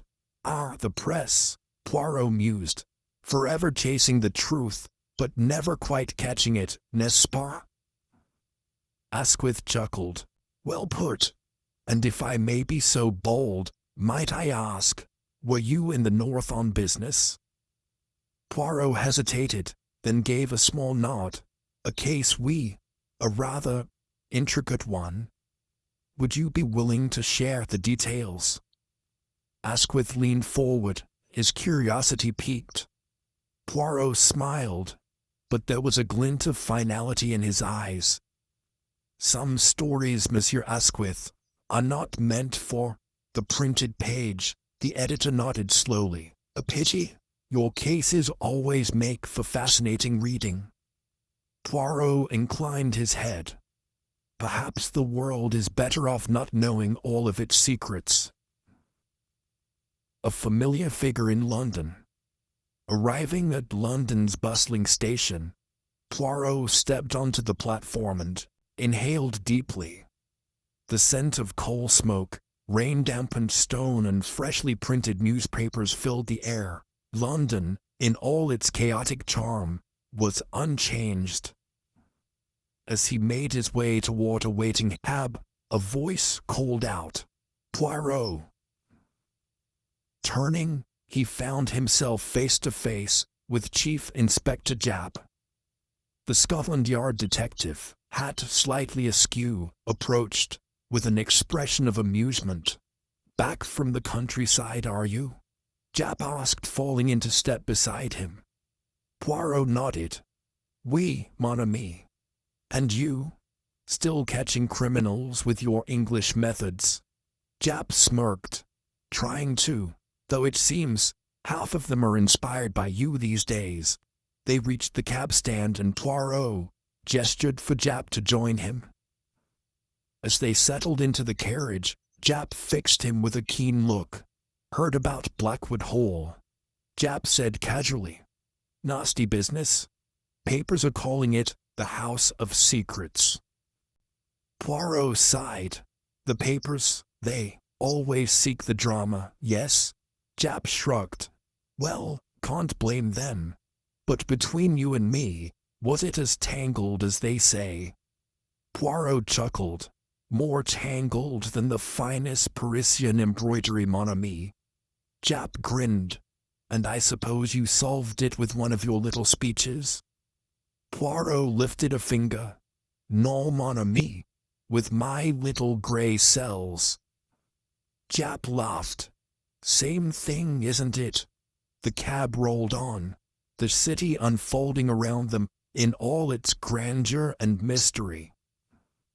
One last reflection. That evening, Poirot sat by the fire in his flat, a cup of hot chocolate in hand. His apartment, always pristine, was a sanctuary of order in a world of chaos.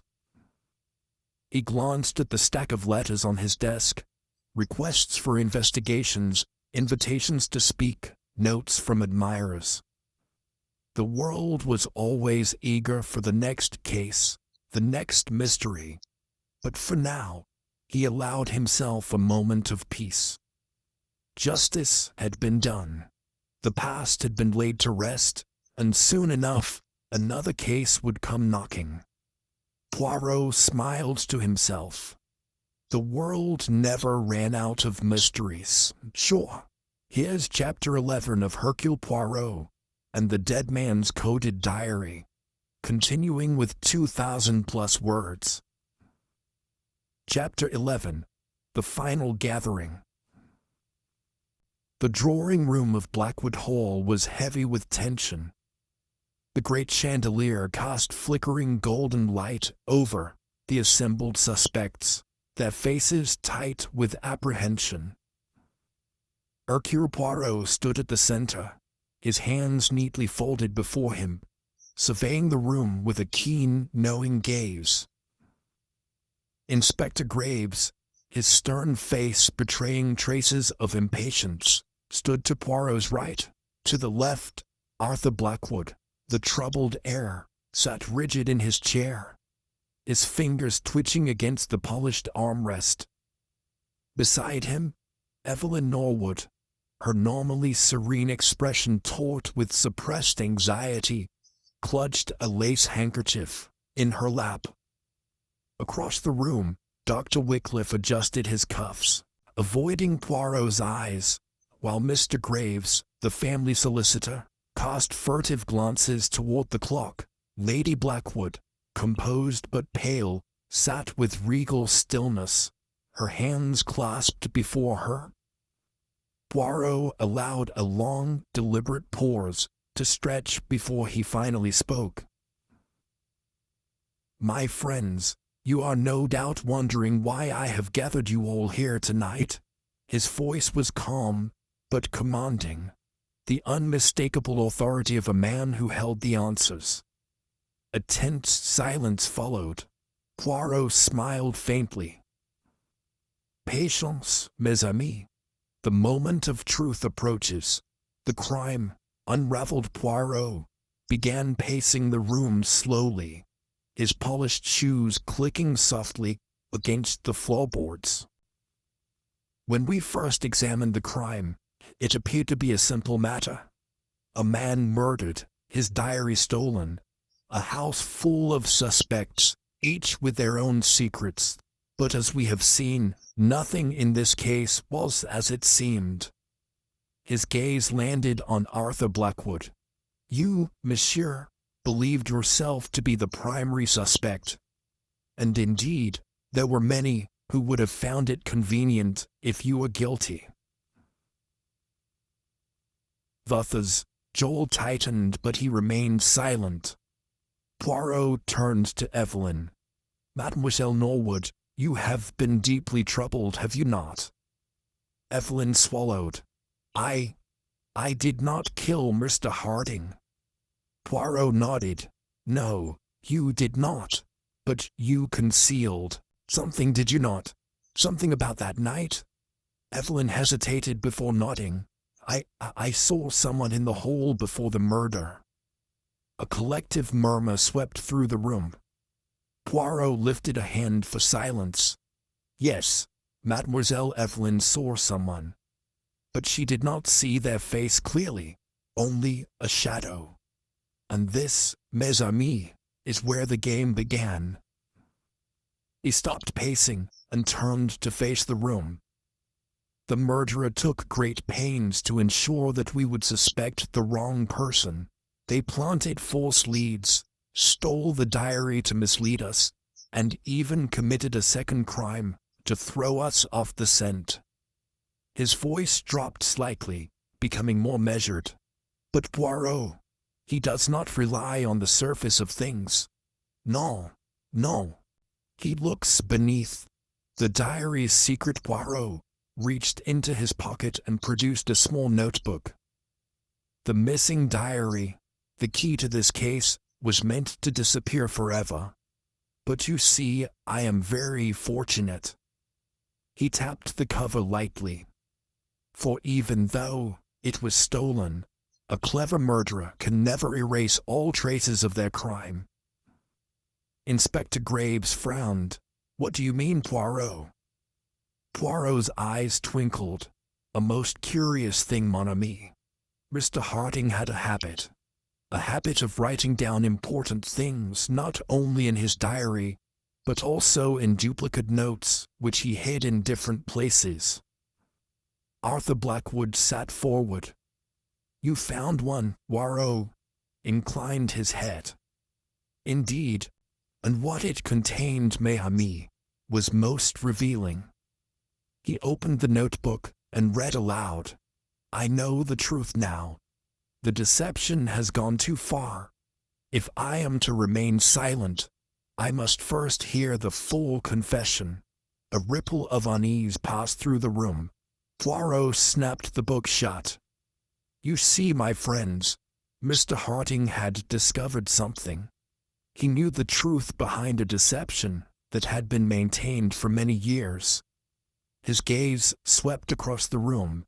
"But what was this deception?" "The identity of the murderer." Poirot took a step forward.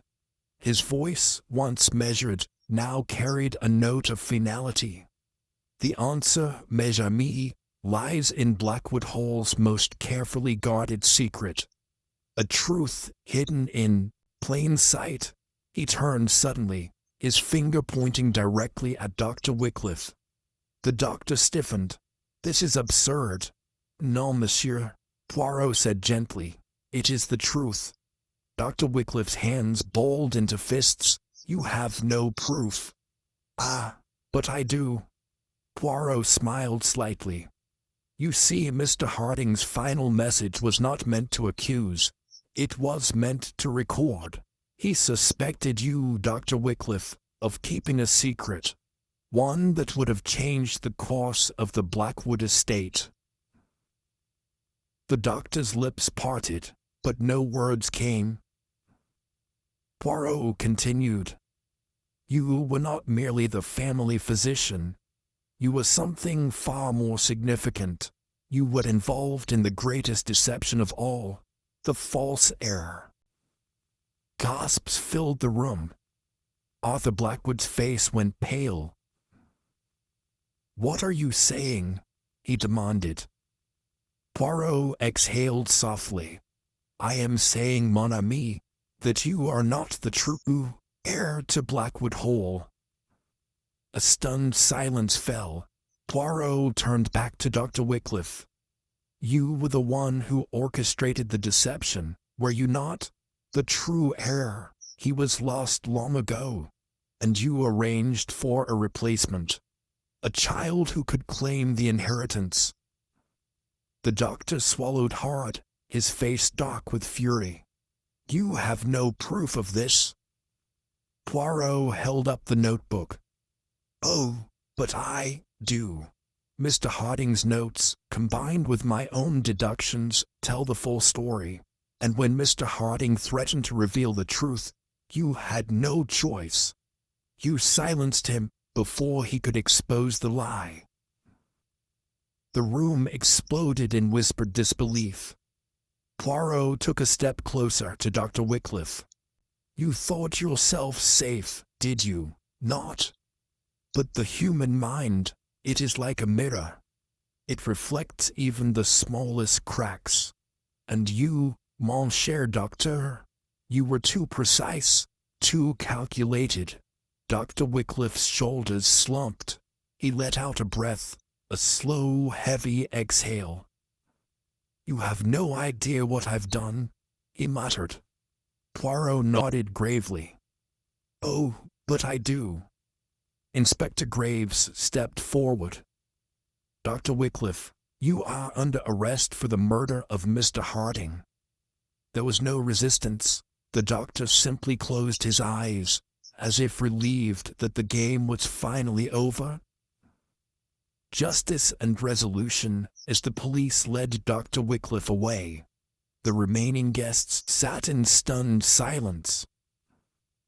Poirot straightened his cuffs, then turned to Arthur Blackwood.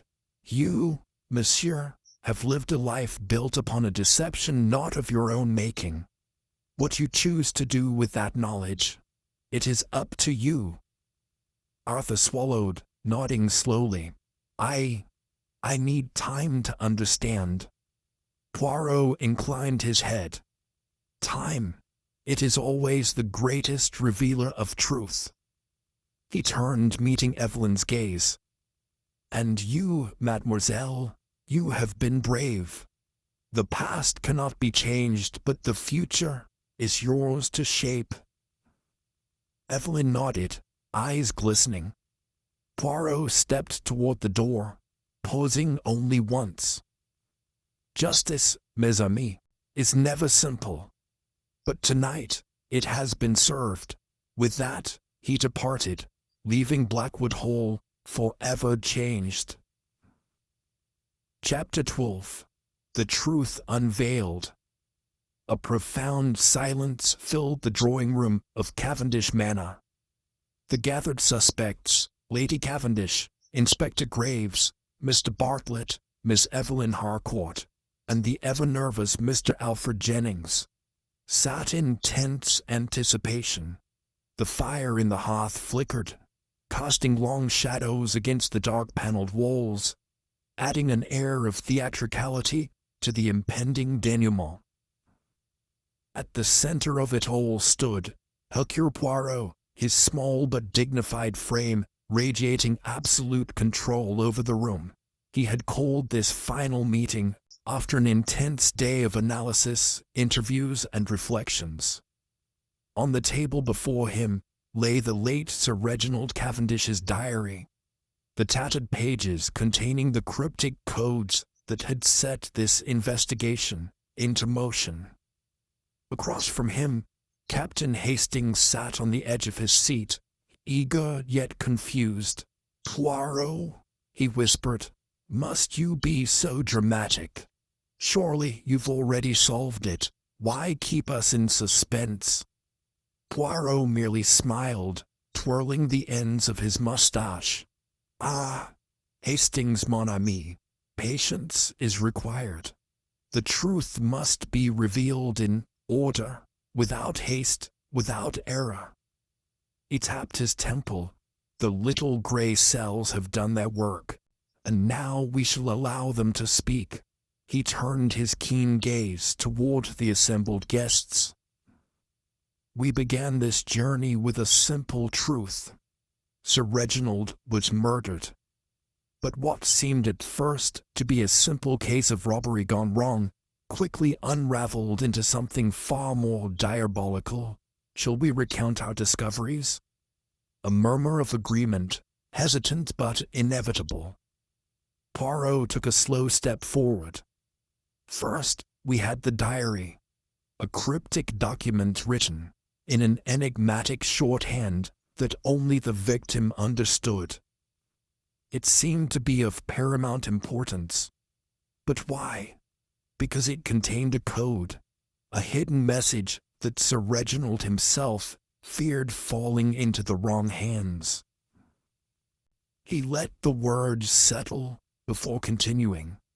Then there was the broken clock in the study, stopped at 10:17. An attempt to mislead, n'est-ce pas? But the true time of death did not align with it. An early misdirection, one which I chose to ignore at first, but later realized was crucial. Lady Cavendish fidgeted in her seat. But we already know these details, Monsieur Poirot. You must tell us, who killed my husband? Poirot lifted a single finger. Ah, but patience, madame. We must also consider the missing documents, the peculiar ink stain on Sir Reginald's cuff, and the most curious of all, the glass of port found on his desk, though he had sworn off alcohol for years. Inspector Graves folded his arms. You mean to say the poison was in the drink? No, Poirot said, shaking his head. That was yet another clever ruse. The poison was not in the port, but rather on the rim of the glass. Applied carefully, so that it entered his system upon first sip. But that is only a small part of the true deception. Miss Harcourt gasped, gripping the arm of her chair. Then who did it? Poirot turned, his gaze settling on Mr. Alfred Jennings, the secretary. You, monsieur, you are the murderer? A stunned silence fell upon the room. Jennings, pale and trembling, shook his head rapidly. This is absurd. I was Sir Reginald's loyal secretary for years. Why would I ever harm him? Because you were no mere secretary, Poirot said, voice sharp as a blade. You were his blackmailer. Gasps erupted across the room. Poirot pressed on. Sir Reginald's diary did not contain financial records, as some suspected, nor mere memoirs. It contained evidence, proof of a scandal so immense that it could destroy not only reputations, but lives. And you, Jennings, had been feeding off of him for years. Your lavish lifestyle, your secret gambling debts, your repeated withdrawals from Sir Reginald's accounts, all of these pointed to one conclusion. You were extorting him, and when he finally had enough and decided to go to the authorities, you panicked. Jennings shot to his feet. Lied. This is nothing but guesswork. No, monsieur, Poirot said calmly. It is pure deduction. The ink stain on Sir Reginald's cuff. You smeared it while handling the diary in your desperate attempt to find and destroy the incriminating evidence. The false time of death you staged by breaking the clock. The very trick you used to create an alibi for yourself, and most damning of all, the coded phrase in the diary's final entry. The jackal lurks beneath the scholar's mask. A metaphorical statement, yet unmistakable, a warning about you. Jennings collapsed back into his chair, breathing heavily. Poirot gave him a look of almost pitying disappointment. You were careful, mon ami, but not careful enough. You underestimated Hercule Poirot. For a long moment, there was only silence. Then Inspector Graves stepped forward, his voice firm. Mr. Jennings, I suggest you don't make this any harder on yourself. You're under arrest for the murder of Sir Reginald Cavendish. Jennings let out a heavy sigh, his last resistance crumbling. I thought I covered every angle, he muttered, shaking his head. I should have known. You always get them in the end, don't you, Poirot? Poirot's expression softened just slightly. "Not I, monsieur. The truth always prevails, whether through Hercule Poirot or another." As the inspector led Jennings away, the room remained wrapped in quiet contemplation. Lady Cavendish dabbed at her eyes, overwhelmed by a mix of grief and relief. Evelyn Harcourt exhaled, as if finally releasing a breath she had been holding since the case began. Hastings, still looking stunned, turned to his friend. "I say, Poirot, that was rather brilliant. But tell me, did you know all along?" Poirot chuckled, adjusting his cuffs. "From the moment I read the diary, mon ami, I had my suspicions.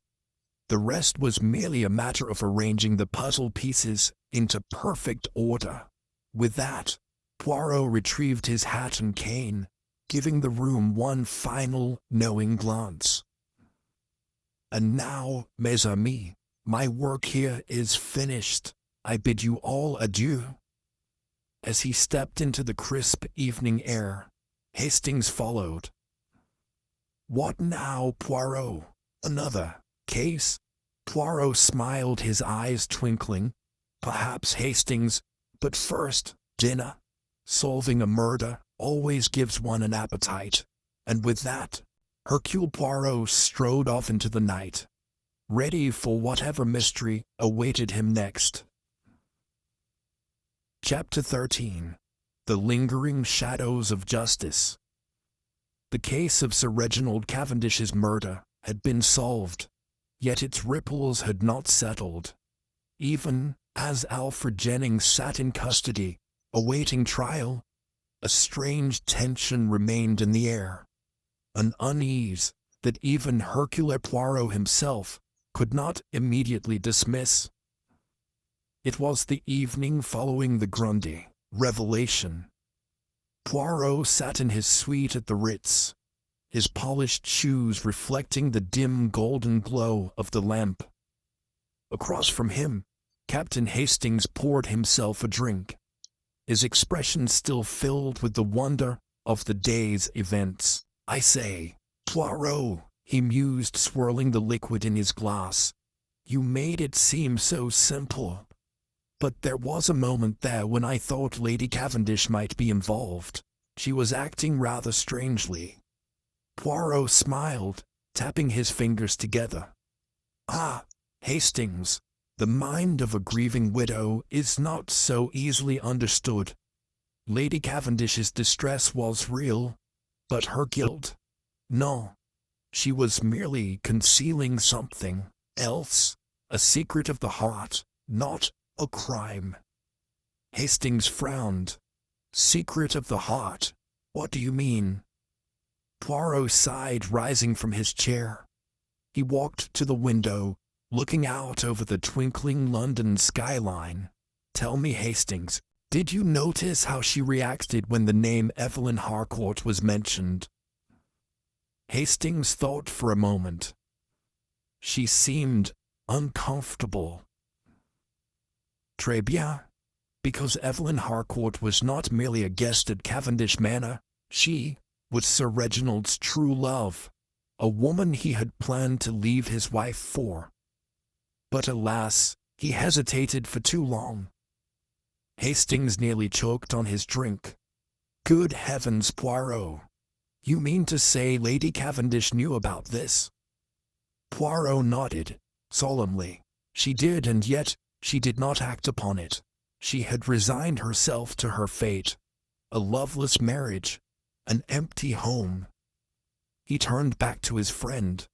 "And that, mon ami, is why she was so quick to point fingers when the murder occurred. For a brief moment, she wanted to believe Evelyn was responsible." Hastings shuddered. "That's rather tragic." "Life often is, Hastings." Poirot poured himself a cup of tea, his movements precise as always. "But do not misunderstand me. Lady Cavendish is not guilty of murder. Her only crime was envy." A long silence settled between them. Then, Hastings sat forward. "So, that's it then, case closed."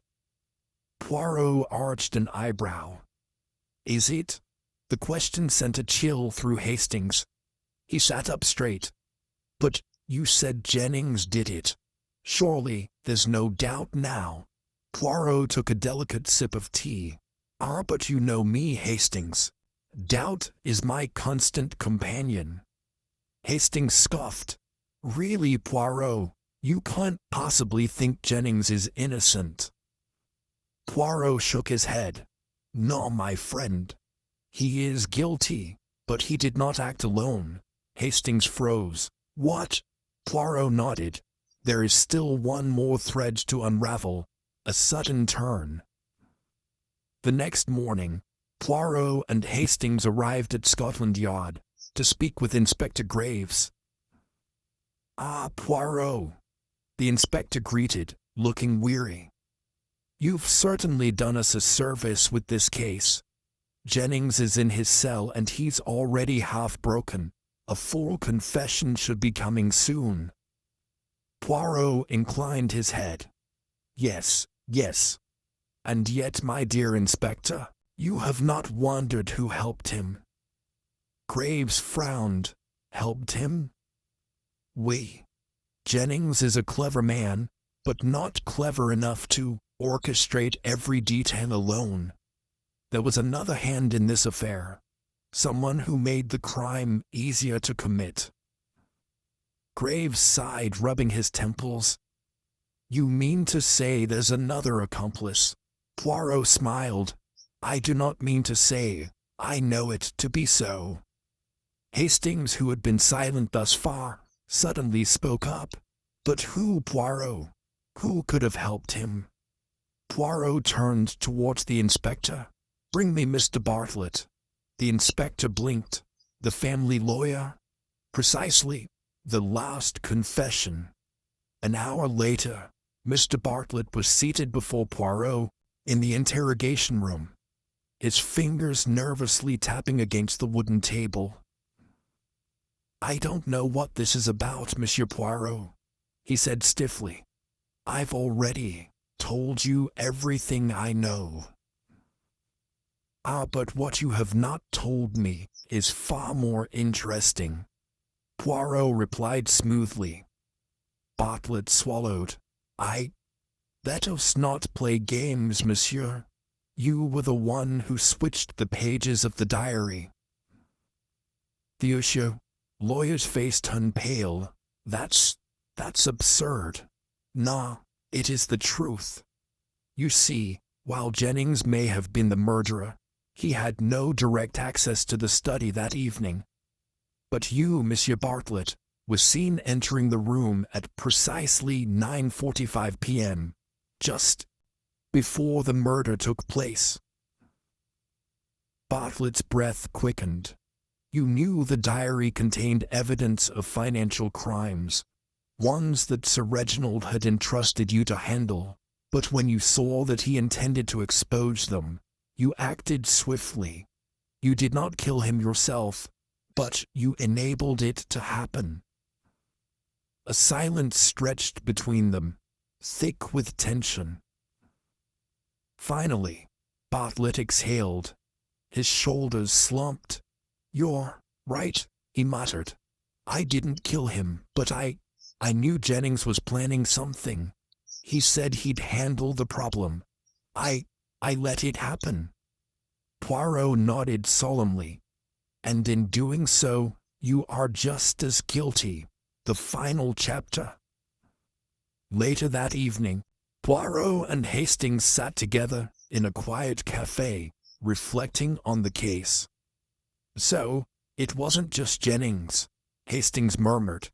"It was both of them." Poirot nodded. "And a crime of desperation." Hastings sighed, shaking his head. "You always see it, don't you, Poirot? The things others miss." Poirot smiled, stirring his tea. "It is not magic, mon ami. It is only observation," as the rain pattered against the window. Hastings looked over at his friend. "What now, Poirot? Another case?" Poirot chuckled. "Ah, Hastings, mysteries never end." And with that, the great detective finished his tea, and the case was truly closed. Chapter 14. Whispers in the Fog. The London streets were shrouded in mist as Sherlock Holmes sat in his Baker Street lodgings, his fingers steepled in deep contemplation. The fire crackled gently, casting flickering shadows on the walls, while Dr. Watson, seated across from him, perused the morning edition of the Times. "Holmes," Watson finally said, setting the paper down, "I see you have received another letter." He gestured to the envelope on the mantelpiece, unopened but conspicuously placed. Holmes glanced at it, but made no move to retrieve it. "Indeed, Watson. It arrived earlier this morning. The handwriting belongs to Lady Eleanor Fairfax." "Fairfax?" Watson's brow furrowed. "The widow of Lord Henry Fairfax. But he died nearly a year ago, didn't he?" "Precisely," Holmes murmured, finally standing and retrieving the envelope. With a flick of his deft fingers, he opened it and extracted the letter within. His keen eyes scanned the contents swiftly before he handed it to Watson. Watson read aloud, "Mr. Holmes, I write to you in utmost distress. I have reason to believe my late husband's death was not as natural as it seemed. Strange occurrences have plagued Fairfax Manor since his passing. Footsteps in empty hallways, documents disappearing, and now a note left upon my bedside table in his handwriting. The truth remains buried beneath the stone. I fear I am losing my mind, but I beg you to investigate before I do. Yours sincerely, Lady Eleanor Fairfax." Watson looked up. "Holmes, this sounds rather fantastical. Surely, a case of grief and paranoia?" Holmes smiled thinly. "Or perhaps, Watson, a case of murder that has yet to be uncovered." The journey to Fairfax Manor by midday, the two were en route to Fairfax Manor, an imposing estate perched atop the mist-laden hills of Surrey. The journey by carriage was uneventful, save for Watson's frequent glances toward his companion, who sat in deep thought. Upon arrival, they were greeted by Lady Eleanor Fairfax, a woman in her late 40s, her face lined with worry. "Assurance, Holmes, Dr. Watson, thank you for coming." Her voice trembled as she ushered them into the grand but solemn drawing room. The air was heavy with the scent of old books and damp stone. "Tell me," Holmes said as he removed his gloves. "The note. Did you recognize the handwriting as your husband's?" She nodded. "Yes. But it is impossible. He has been dead for a year." Holmes leaned forward. "Lady Fairfax, let us be precise. Describe the strange occurrences in detail." She clasped her hands together. "If first, the missing documents, papers regarding Henry's estate have vanished from the study. Then, footsteps in the night, though no one was there. And last week, the note appeared on my bedside table." Holmes exchanged a glance with Watson, and the phrase, "the truth remains buried beneath the stone." "Have you any idea what it could mean?" She hesitated before replying. "I assumed it referred to Henry's grave." Holmes steepled his fingers. "Or something else entirely." Clue in the graveyard. As dusk fell, Holmes and Watson ventured into the mist-laden graveyard of the estate. The tombstone of Lord Fairfax stood prominently, its inscription barely legible in the fading light. Holmes crouched beside it, running his fingers along the base. He tapped lightly, listening intently. "Watson," he murmured, "this stone is hollow beneath." Watson knelt beside him. "A secret compartment." Holmes nodded. "Possibly." Producing a small tool from his coat, he carefully worked at the stone until, with a soft click, a hidden panel slid open. Inside lay a bundle of letters, yellowed with age. Holmes retrieved them and held them to the light. "These are not ordinary letters, Watson," he said quietly. "These are confessions." Watson gasped. "Confessions? From Lord Fairfax?" Holmes's eyes gleamed. "Not from Lord Fairfax. To Lord Fairfax." Unraveling the mystery back in the drawing room, Holmes spread the letters across the table as Lady Fairfax watched, her hands trembling. "These letters," he explained, "were written by various associates of your late husband, admitting to financial fraud, blackmail, and other unsavory dealings." Lady Fairfax covered her mouth. "But why would Henry keep such letters?" "To protect himself," Holmes said. "If these individuals ever turned against him, he could use their own confessions against them. But what is curious, Lady Fairfax, is that these letters should not exist." She frowned. "Why?" Holmes lifted the final letter. "Because your husband was supposed to have burned them. But someone knew they were hidden. Someone who wanted them gone." Watson exhaled. "Then his death wasn't natural." Holmes's expression darkened. "No, Watson. Lord Fairfax was murdered." The confrontation Holmes summoned the household staff to the drawing room. The butler, Mr. Alcott, shifted uneasily as he stood among the others. Holmes turned to him. "Mr. Alcott, you were in Lord Fairfax's employ for many years, were you not?" The man nodded. "Indeed, sir." "And you were among the last to see him alive?" A hesitant nod. Holmes leaned forward. "Tell me, Mr. Alcott, why did you remove these letters?" A gasp rippled through the room. The butler paled. I don't know what you mean, sir." Holmes smiled coldly. "I believe you do. And I believe you were paid handsomely to keep quiet about what really happened to Lord Fairfax."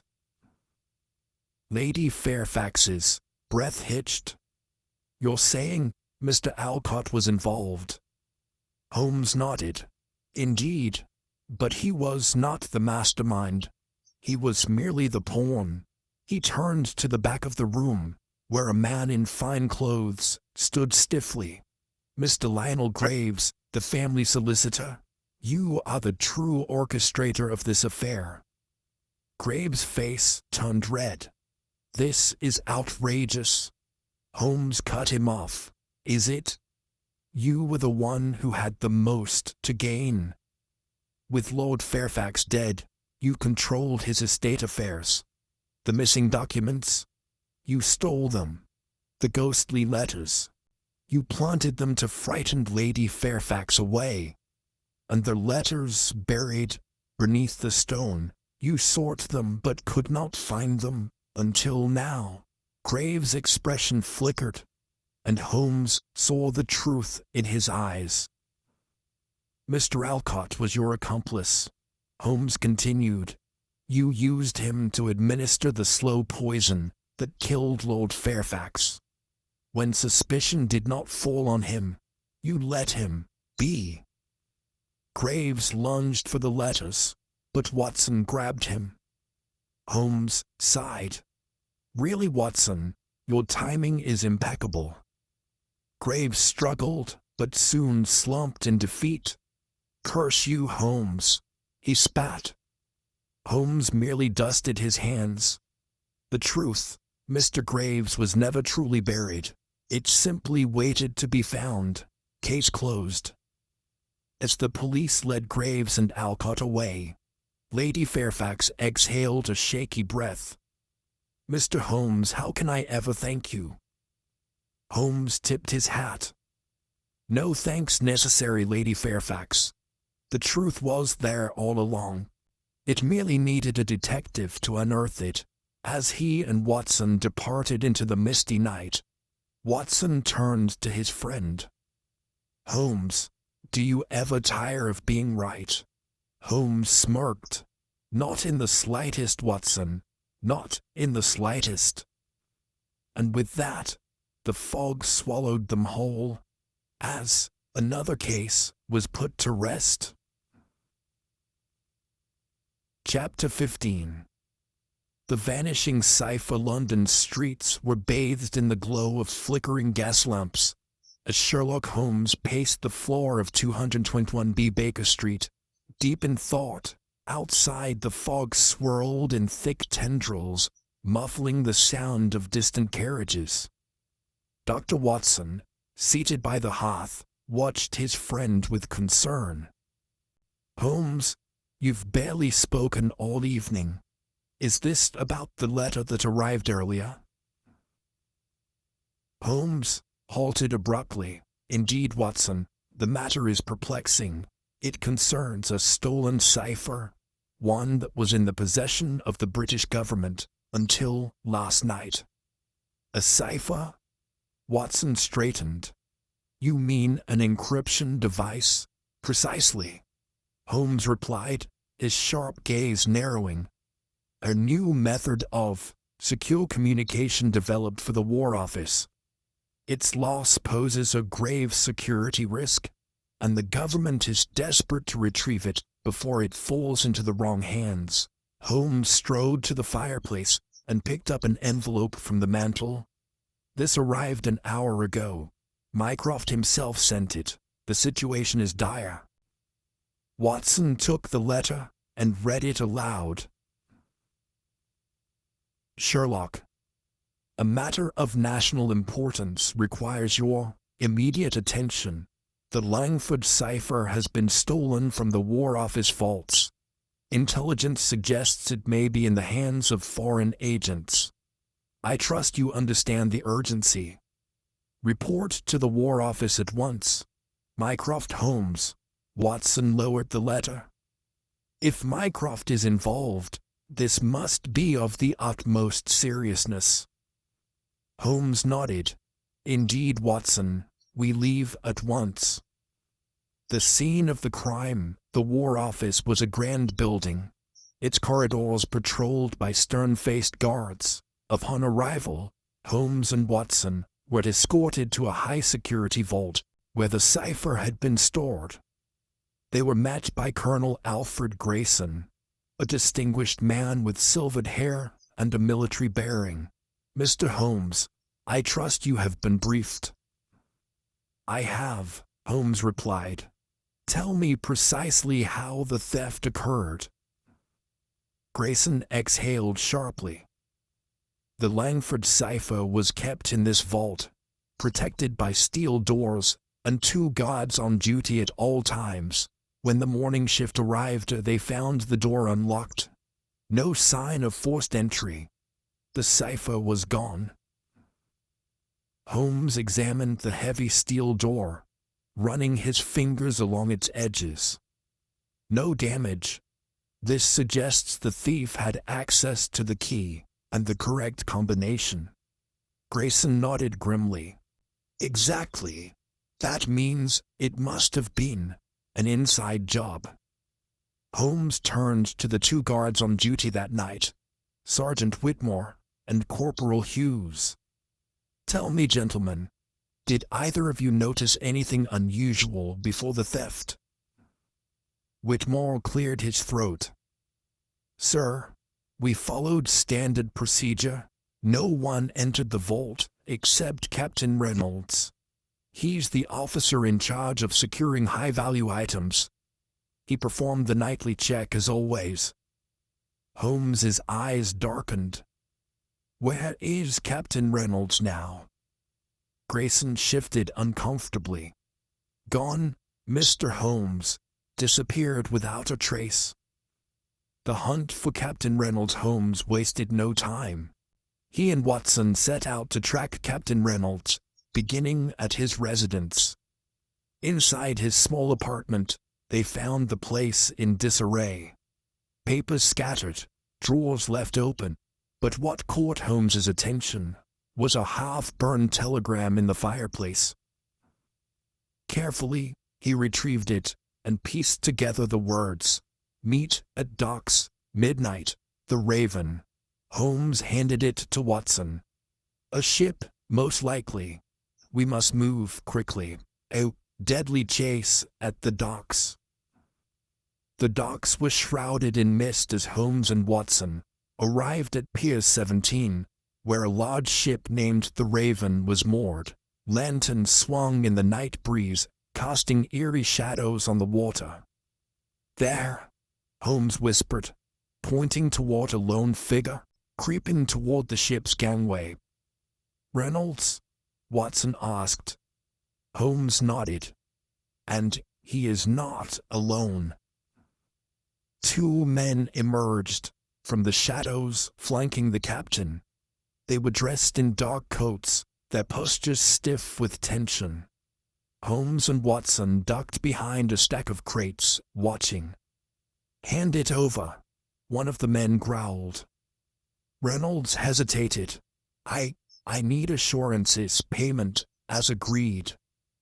Holmes narrowed his eyes. "Watson, that man on the left, he is Emil Kovac, a known foreign agent. This is no simple theft, this is espionage." Before Reynolds could respond, Kovac pulled a pistol from his coat. "You ask too many questions, Captain." A shot rang out. Reynolds staggered backward, clutching his chest as he fell to the wooden planks. The two men turned to flee, but Holmes was faster. "Stop them, Watson." Watson fired his revolver into the air.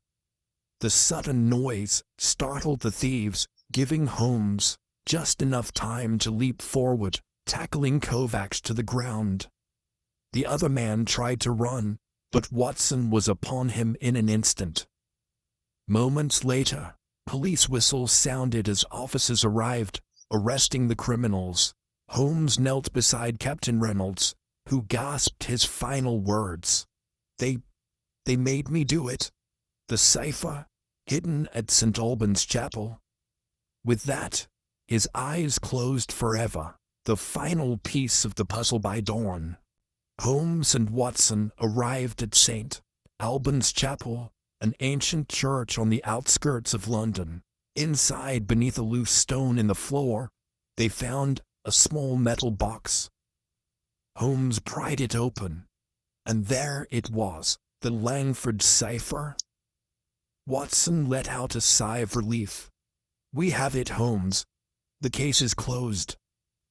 Holmes smiled faintly. "Not quite, Watson. We must still deliver it to Mycroft. But for now, the nation is safe once more." As they stepped into the morning light, the fog of London slowly lifted.